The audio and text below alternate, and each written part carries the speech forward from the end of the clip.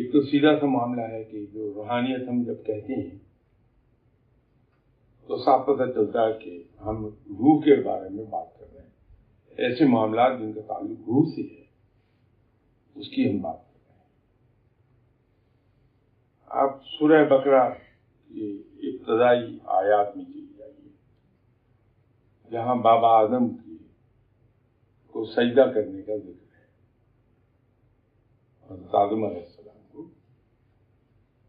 اس میں رب تعالیٰ نے جب حضرت آدم علیہ السلام میں روح پھونک دی تو سب سے پہلے حضرت آدم علیہ السلام کو علم الاسماء سکھایا گیا. وہ کیا تھا؟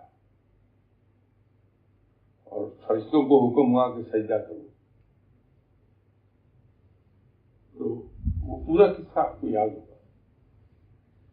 وہ علم الاسماء اصل میں حروف مقطعات کا علم تھا.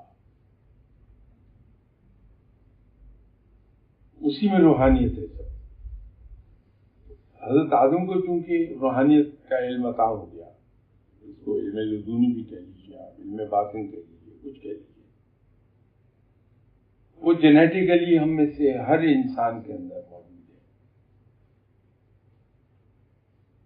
irrespective of his belief, religion.